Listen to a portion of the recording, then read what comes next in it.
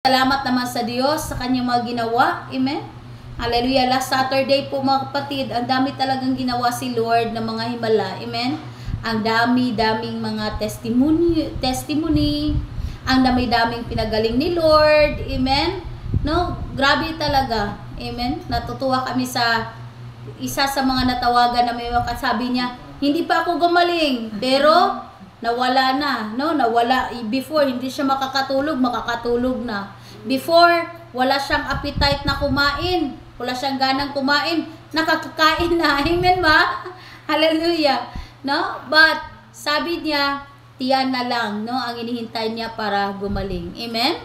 So, ganun mga kapatid, there's healing talaga. Amen? Meron talagang kagalingan kay Lord. You just need to believe God. God bless you po, Ma'am Apple. God bless you. Blessed morning. Amen? Kailangan lang po tayo, we believe God that God's healing power is available for us. Amen? Kung meron tayong mga Biblia, mga kapatid, let's open to the book of James. No? Book of James, chapter 5, verse 15. James 5:15. Hallelujah. So, ganun talaga mga kapatid. Akala natin na walang ginawa si Lord, pero ang totoo mga kapatid, meron talaga. Amen?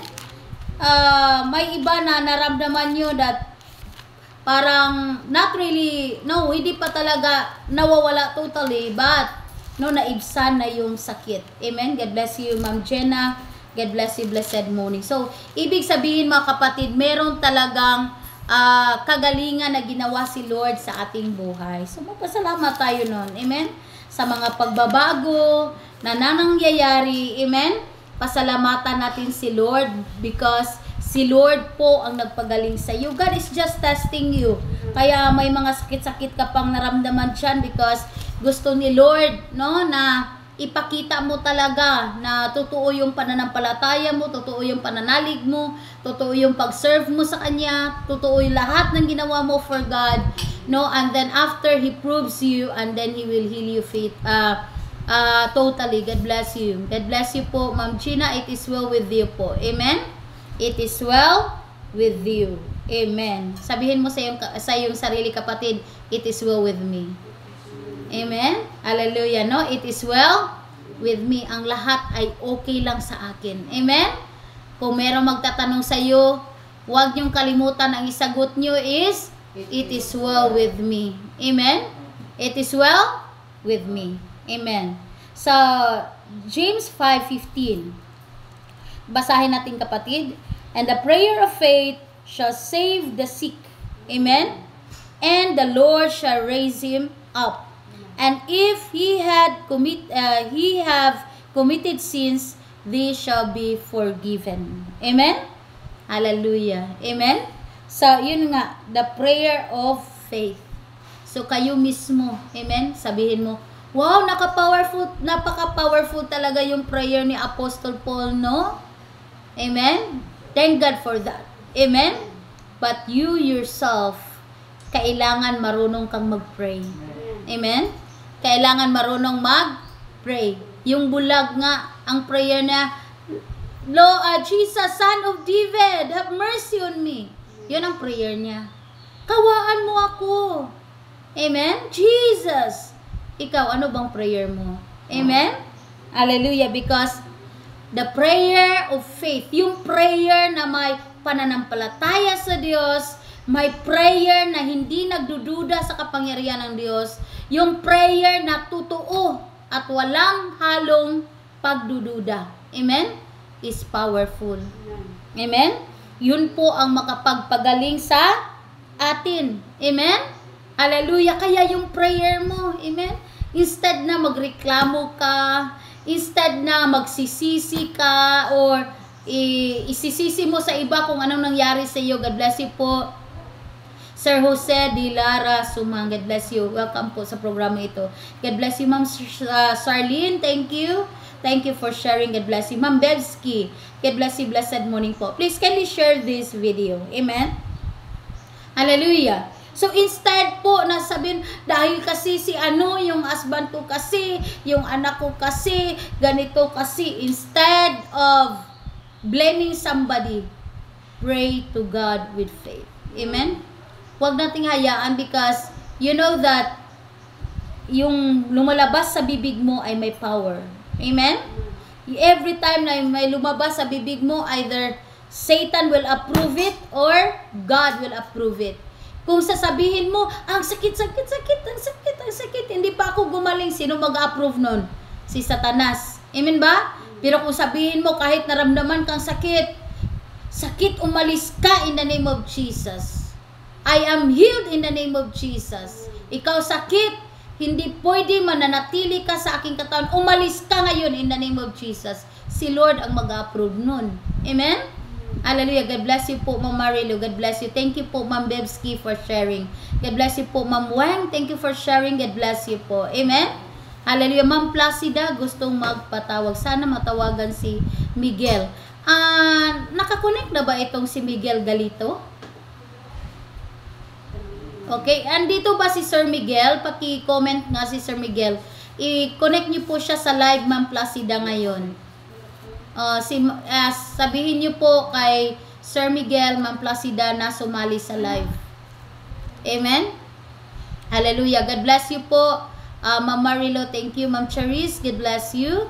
God bless you po. Amen? God bless you po, Ma'am Marilo. God bless you. Amen? So, ganun mga kapatid. Amen? Yung words natin is very, very powerful. Either nagsalita ka ng hindi mabuti sa sarili mo, ganun, may mag-approve si Satanas doon. Pero kung magsalita ka ng mabuti, kung magsalita ka with faith, God will approve it. Amen ba? Hallelujah. Kaya mga kapatid, be careful of what you are saying. Be careful of what you are praying. Baka yung prayer mo, Lord, patayin mo na ako, Lord, Lord. Baka ganun ang prayer mo. Wag, ganun mga kapatid. Amen? Kasi may power yan. Amen? Kailangan talaga, if you want to be healed, speak good to yourself. If you want to be healed, pray with faith in God. Amen? God bless you po, Ma'am Rosalinda, for sharing. Thank you so much po. Amen? Napaka-importante yun. Kasi akala natin mga kapatid, yung healing is, ang importante lang is, maipag-pray lang ako ni Apostle Paul, gagaling na talaga ako. Amen? Opo, may doktor pa nga nagbisita. Okay. God bless you po, Ma'am Placida. Sabihin niyo po na manood siya sa live na ito. Amen? Thank you. God bless you. Amen? At ipa-comment niyo po si Miguel Galito. Okay. So, yun mga kapatid. Ang importante lang talaga is meron tayong prayer of faith. May matatag tayong pananampalataya sa ating buhay na Diyos. Amen? Hallelujah. Para tayo po ay gumaling kasi yung faith is very powerful. Kung magpipray ka with faith, very powerful. Makapagpagaling sa iyo. God bless you po, Ma'am Bilen. Amen? Powerful. Instead na magreklamo ka, Lord, according to your word. Amen? Na I am healed by your stripes. So, Lord, I am healed. I am healed. It is well with me. Amen ba? Kung yan ang always mong i-confess, mga kapatid, gagaling talaga, pagalingin talaga ka ni Lord. Amen? Kasi, kahit na ipag-pray ka ni Apostle Paul, pero wala ka namang faith sa sarili mo. Amen? Yung mga sinasabi sa mga bibig mo ay iba. Yung pinag-pray mo ay iba. Very negative to yourself. Hindi ka talaga gagaling nun. Amen? Kasi yung pagalingin ni Lord, yung mga taong may pananampalataya sa Diyos. Buhay na pananampalataya sa ating buhay na Diyos. At nagsasalita ng may faith. Amen ba? Kasi malaman mo yung mga taong may faith o wala. Amen? Hallelujah. Kung may faith, hindi basta-basta yun. Salita pa lang, malalaman mo talaga na yung taong to ay may pananampalataya sa Diyos. Amen? God bless you, Ma'am Placida. Yes, you are healed in the name of Jesus. Amen? Confess good. Amen, ma? Magpray ka, Lord, I am healed in the name of Jesus. Amen? It is well with me in the name of Jesus. Ikaw sakit, umalis ka in the name of Jesus. Amen? Hallelujah. Amen. And the word of God says that the Lord shall raise him up. Amen. So, ibig sabihin, ang lahat na nagpre-pray ng may pananampalataya sa Diyos, amen, sila ay kanyang pagalingin. Amen. So, ibig sabihin, kung before hindi ka makakalakad, makakalakad ka na. Before hindi ka makagalaw, makagalaw ka na. Before may sakit ang puso mo, but after that, ikaw ay pinagaling ni Lord. Amen? Before may sakit ang kidney mo, pero pinagaling ka ni Lord. Amen? Hallelujah. Ako positive na God will heal me. Yes, Ma'am Bebski. Amen? God bless you, Ma'am Bebski. Amen? Hallelujah. So, God shall raise him up. Amen? Pagalingin sila ni Lord. Ang dami-dami, sabihin mo, hindi niya kasi alam na yung sakit ko, ganito, ganito, ganito. Hindi, paralyzed ako stroke ako Amen? Diyan sa Biblia, mga kapatid, no, ang dami-daming pinagaling na paralyzed. Kung sabihin natin paralyzed, hindi ka na basta-basta makagalaw. Amen? Hindi ka na makakatayo, hindi ka na makaupo. Ano na lang talaga, bedridden na lang talaga. Higa ng higa ka na lang talaga. Pero pinagaling sila ni Lord. Ikaw pa kaya? Amen? Ikaw pa kaya di kayang pagalingin ni Lord? Amen? God bless you, Ma'am Charis. Amen? Ikaw pa kaya? Amen? Hallelujah. Amen? Ikaw pa kaya? Pagalingin ka ni Lord. Amen? Huwag mong sabihin, kasi may diabetes ako, kasi may kuan ako, may ano-ano ako. Hindi sa iyo ang sakit na yan. Amen ba? Huwag mong sabihin na sakit mo yan. Sabihin mo, hindi ko ito sakit. Kasi kung sabihin mo, sakit mo yan, sakit mo, manatili ang sakit ng tiyan sa iyong katawan. Amen ba? Kasi yung mga sakit, hindi dapat sa mga anak ng Diyos yun. Hindi dapat sa iyo yun. Amen? Sa iyong mga kaaway yun. Amen? Sa iyong mga, sa mga demonyo. Amen? Yung mga taong galit sa iyo, mga taong walang paki sa iyo, mga taong amen ba? Dapat sa kanila yung mga sakit, hindi sa iyo. Amen ba? Hallelujah. Amen? So, wag mong sabihin ako, may diabetes ako, may ano ako. Amen? Wag mong sabihin ng ganyan, mga kapatid. Amen? Kailangan may faith. Ang faith kasi, kapatid, kabaliktaran, no? Sa mga nakikita mo ngayon, na yung mga sabihin mo, yung faith mo ay nagsasabi na ikaw ay pinagaling.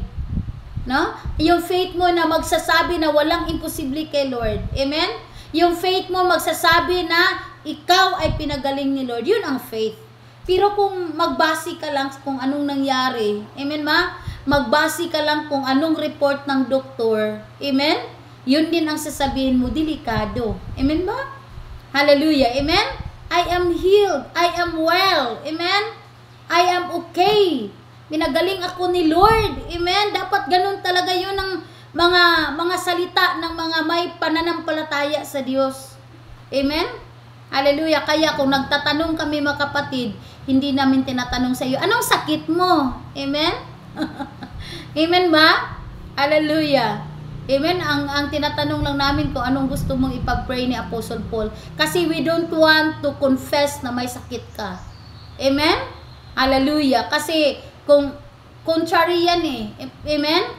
Kalaban yan ng kagalingan kapag sasabihin mong mo o ako. Huwag ganun, mga kapatid. Amen? Hallelujah. Amen? Hallelujah. No? So, ganun, mga kapatid. Kailangan talaga is may faith ka. Amen? Hallelujah. Kailangan yung pananalita mo is with faith. Kasi God will raise you up. Amen? Pagalingin ka ni Lord.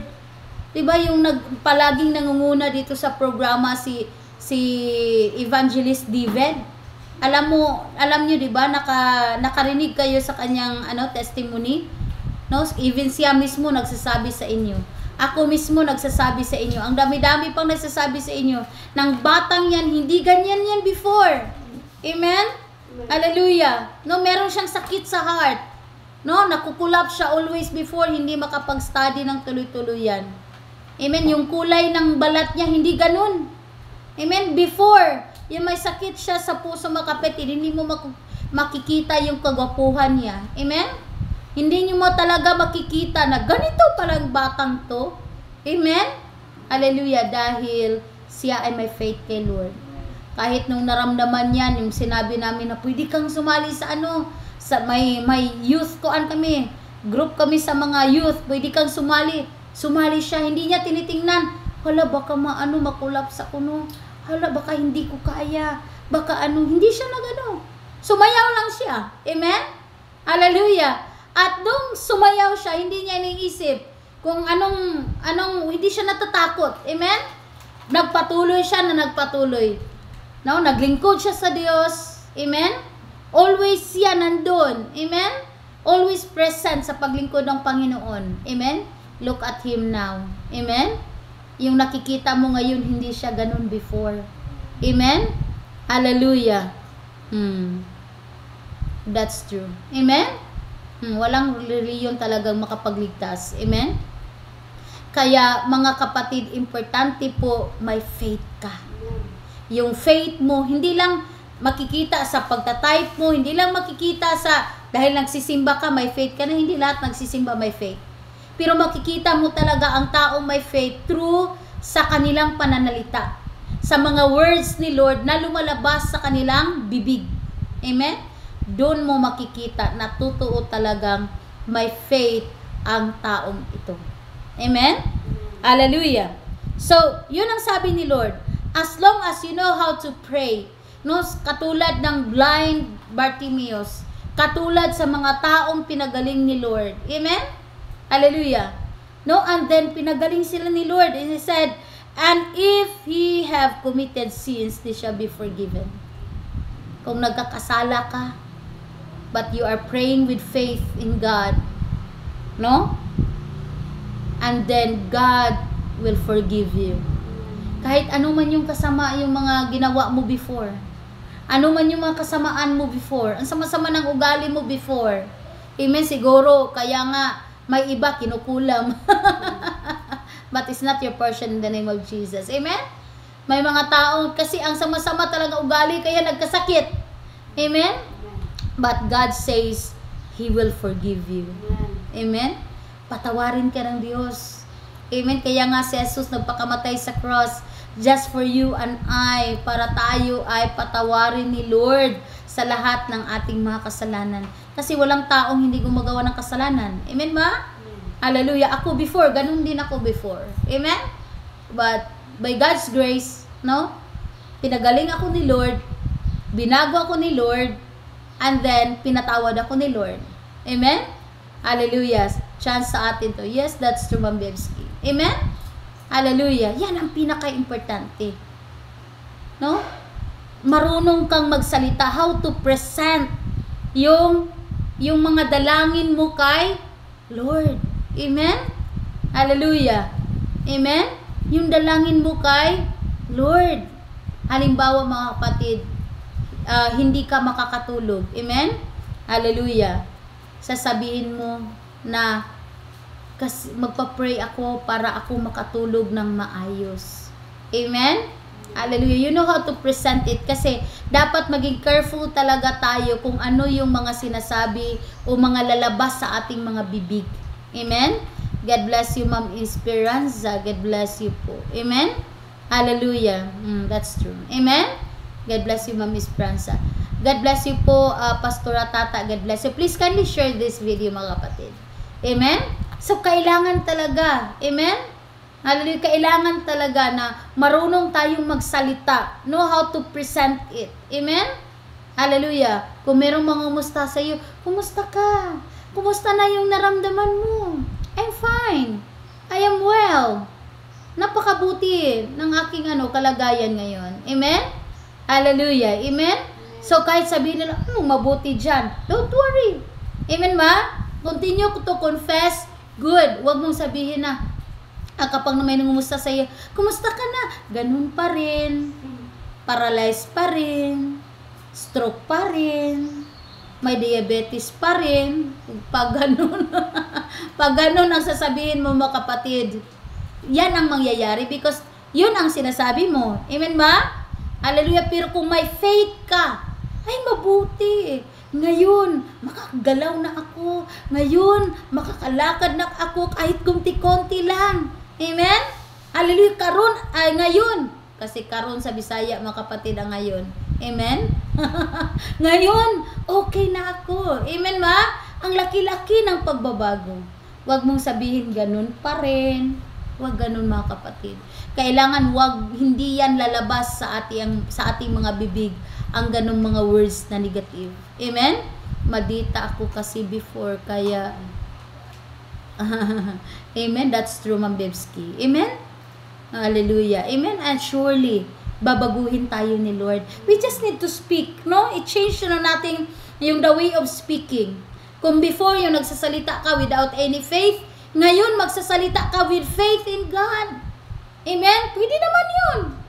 Amen? Kasi sabi nga ni Lord, no, sa word ni Lord, I can do all things. Yan ang sinabi ni Apostle Paul in the Bible. I can do all things through Christ who strengthens me. So, wala talagang imposible kay Lord. Kaya niya. Amen? Sabihin mo sa iyong sarili, kaya mo yan. Kaya mo magbago. Amen? Kaya mo baguhin yung pananalita mo. Amen? Hallelujah. Alam mo ba kapatid, may tinawagan kaming isa sa mga nagpa-pray kay Apostle Paul. Masaya talaga kami kasi always kaming nag-a-ask, amen? Kumusta ka na? Kumusta ka na? Anong sinagot niya? It is well with me. Amen? So it means meron na siyang faith. Amen ba? Meron ng mga pagbabago sa kanyang pananalita. Dapat ganun. Amen? Hallelujah. Dapat ganun.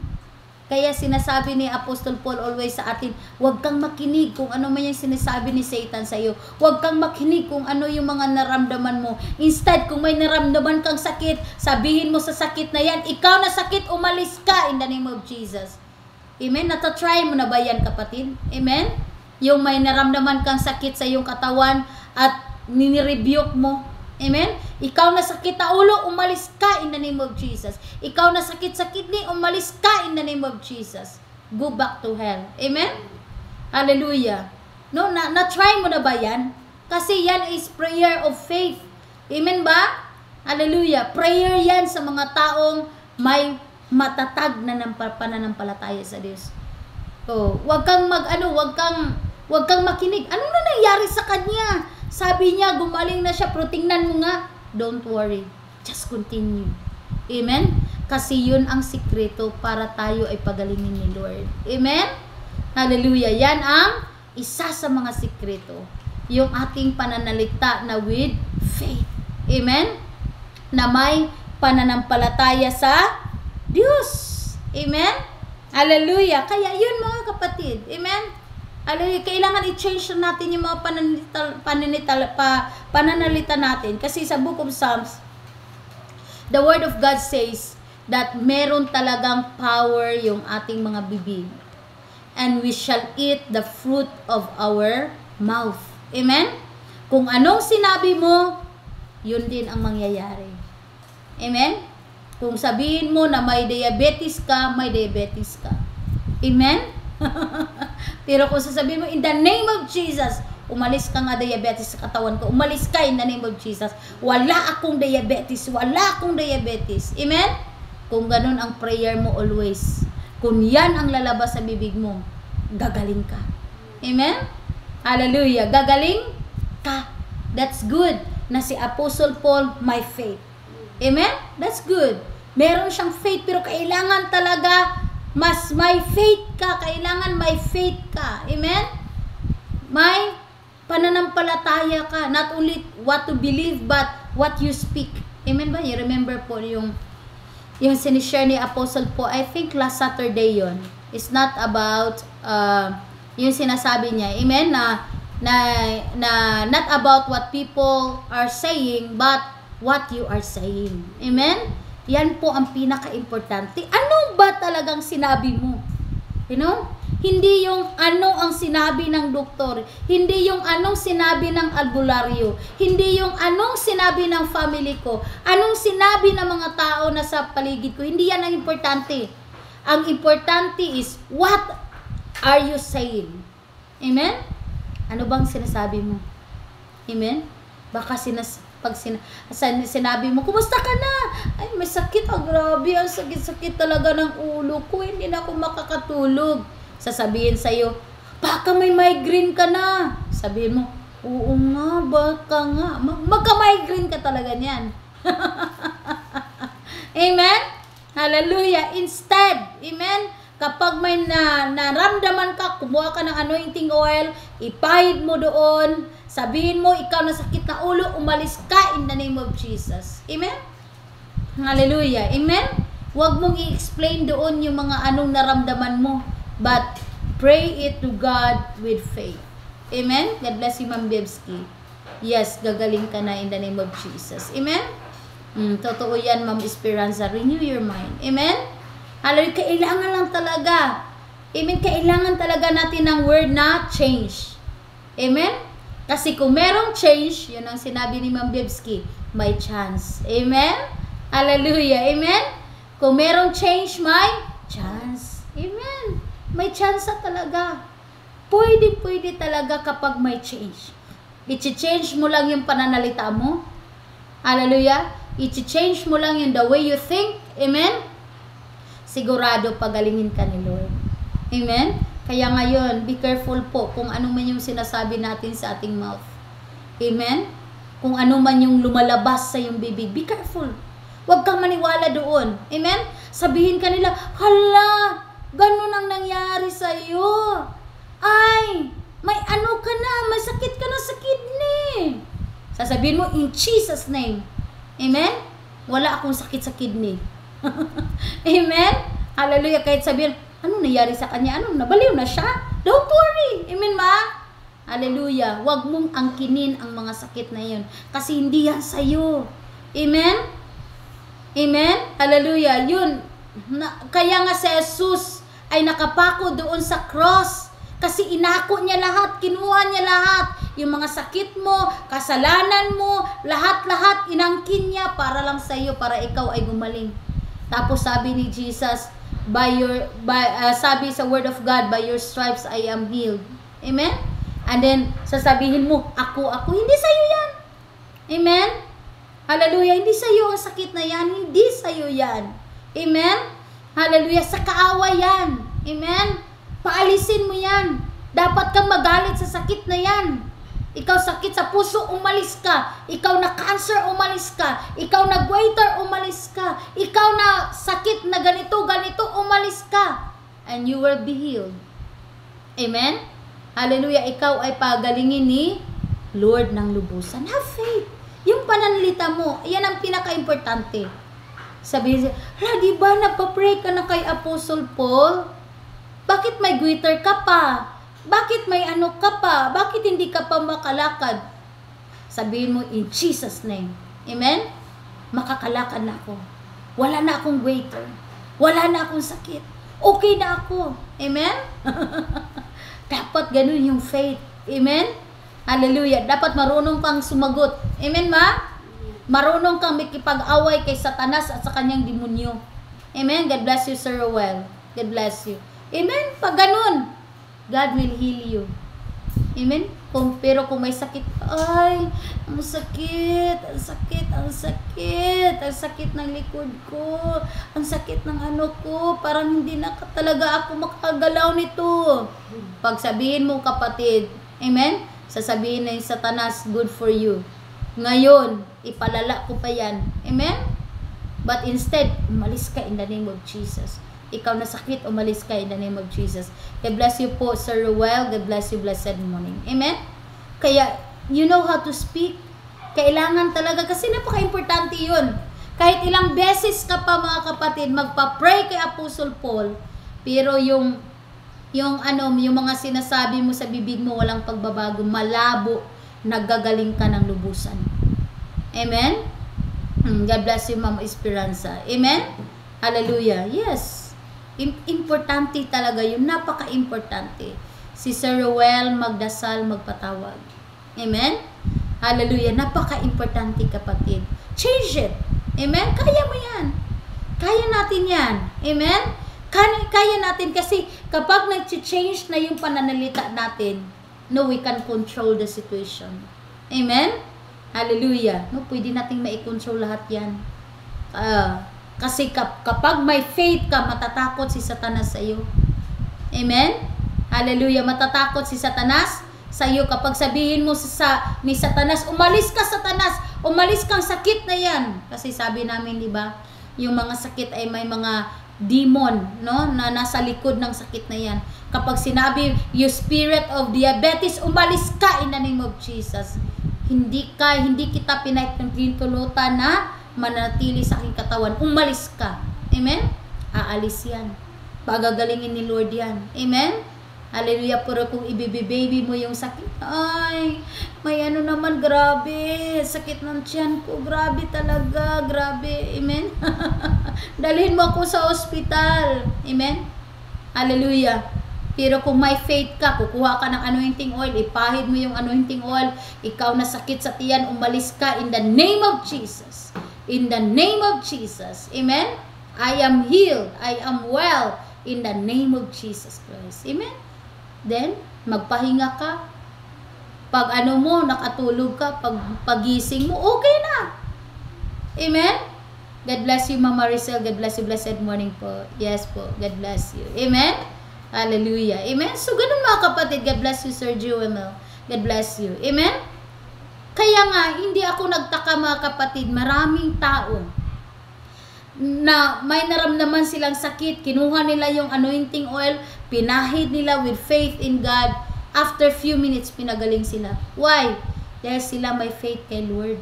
Amen? Hallelujah. That's true. Amen? Totoo yan. Yung final word is from God, not from people around you. Hindi yung mga tao na nagpa-discourage sa iyo, yung mga hindi galing sa mga taong nagpahina sa iyo. No, hindi. Amen? Lakasan mo ang iyong loob. Amen? Lakasan mo ang iyong pananampalataya sa Diyos na walang sinuman ang makapag-discourage sa iyo. Amen? Hallelujah. Kaya sabi ng Word of God, fear not. Amen? Huwag kang matakot. Huwag kang matakot sa mga taong nasa paligid mo. Amen ba? Hallelujah. Kahit sabihin kanila, ano na siya? Baliw na siya. Don't worry. Amen? Hallelujah. Huwag mo silang awayin. Patuloy lang yung pananampalataya mo. And makikita nila yung mga bagay na pinawalaan mo sa ating Panginoon. In the name of Jesus.